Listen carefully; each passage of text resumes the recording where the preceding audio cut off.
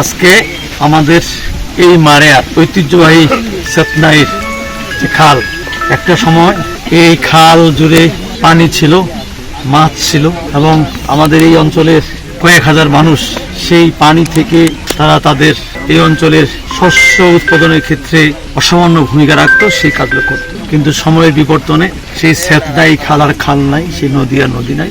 আমরা দেখতে পাচ্ছি সেখানে নদীর জায়গায়, খালের জায়গায় সেখানে আজকে মাটি ভর হয়েছে এবং সেখানে পানির স্তর নিচে নামার কারণে আজকে সেখানে পানি নাই বললেই চলে। আমাদের বর্তমান সরকার, তারেক রহমান সরকার, আমাদের নির্বাচনী প্রতিশ্রুতি ছিল আমরা সরকার গঠন করলে আমরা 20,000 কিলোমিটার নদী, জলাশয়, খাল খনন, পুনঃখনন এবং পুনরুদ্ধার করে আমরা বাংলাদেশের আজকে নদীমাতৃক বাংলাদেশ যেখানে হারিয়ে গেছে, যে নদীগুলো, খালগুলো, জলাশয়গুলো, সেগুলো আমরা পুনরুদ্ধার করে সেগুলো পানি সংরক্ষণ করে আমরা সুজলা সফলা শস্য এই বাংলাদেশকে আবারও ফলে ফুলে ভরে তুলব। এবং শহীদ প্রেসিডেন্ট জিয়াউর রহমান 1977 সালে এই খাল খননের মধ্য দিয়ে তার সেই ক্ষণজন্মা পুরুষের অল্প সময়ের ভিতরে খাদ্যের স্বয়ংসম্পূর্ণ করেছিলেন এবং খাদ্য রপ্তানি করেছিলেন।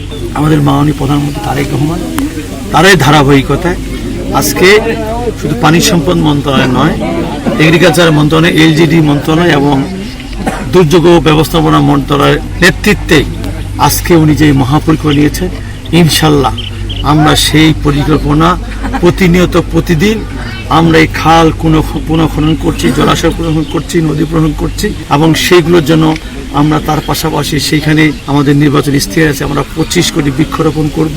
আমরা সেই খালের পাশে আমরা সেইগুলোকে আমরা সেখানে মানুষের মাছ চাষ করার ব্যবস্থা করব এবং মানুষজন যেন সেখানে তাদের হাঁস চাষ করে সেখানে যেন তাদের ডিমের প্রয়োজনীয়তা পূরণ করতে পারে, পুষ্টিহীনতা আমাদেরকে রক্ষা করতে পারে।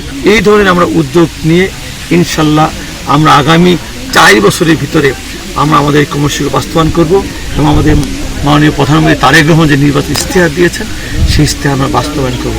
ইতিমধ্যে আপনারা দেখেছেন, আমরা বলেছিলাম আমরা সরকার গঠন করলে আমরা বাংলাদেশের 4 কোটি পরিবারের প্রত্যেকটা ফ্যামিলিকে একটা ফ্যামিলি কার্ড দেব।